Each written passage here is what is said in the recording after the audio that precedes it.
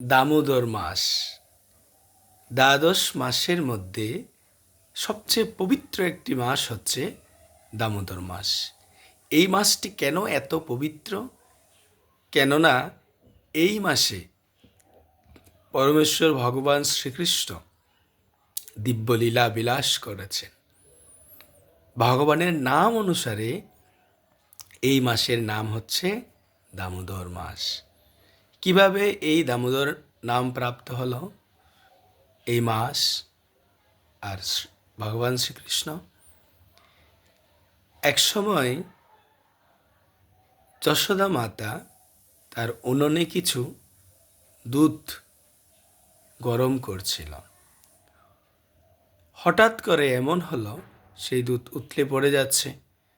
মা যশোদা ওই সময় ভগবানকে স্তনপান করাচ্ছিল।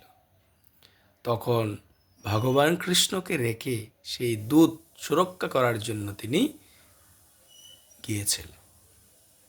ভগবান চিন্তা করল, আমার চেয়ে সেই দুধ বেশি না আমার সেবা করাটা বেশি?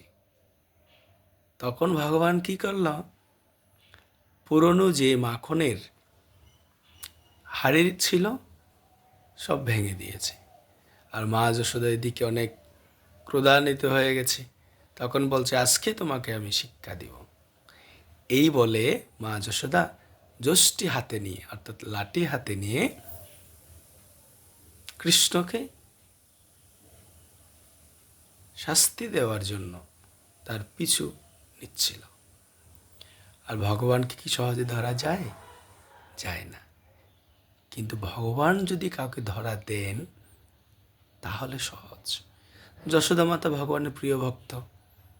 তখন কি করলেন? ভগবান যশোদা মাতাকে ধরা দিলেন।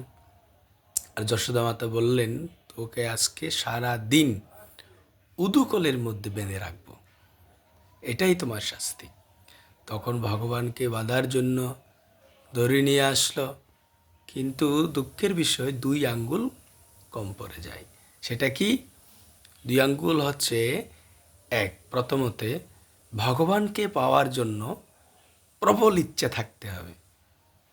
দ্বিতীয়, ভগবানের তখন অহেতুকী কৃপা হবে।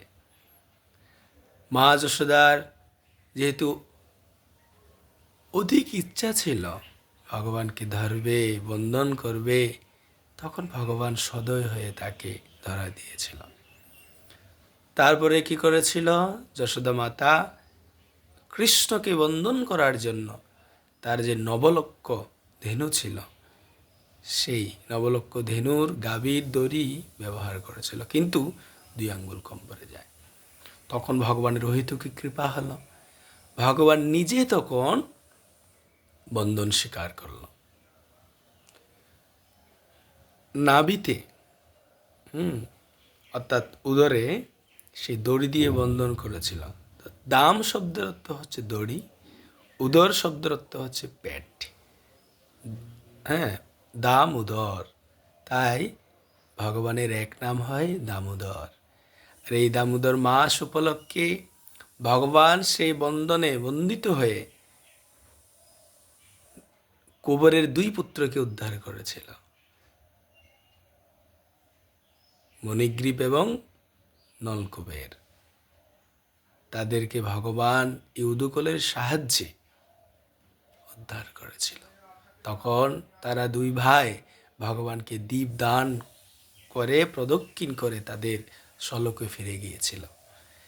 সেই থেকেই এই দামোদর মাস দিব্য মাসে পরিণত হয়, ভগবানের অতীব প্রিয় মাস। এই মাসে যদি আমরা ভগবানকে দীপদান করি 1000 গুণ ফল লাভ করতে পারি এবং আমরা সমস্ত পাপ থেকে মুক্ত হয়ে কৃষ্ণের প্রিয় হতে পারি। তাই এই মাসে দীপদান করা এবং বৈষ্ণব সেবা করা অত্যন্ত গুরুত্বপূর্ণ। ভগবান অতীব প্রসন্ন হন। তাই চলুন আমরা সকলেই এই দামোদর মাসে ভগবানকে প্রদীপ নিবেদন করি এবং বৈষ্ণবদের গুণকীর্তন এবং বৈষ্ণব সেবা করি। হরে কৃষ্ণ।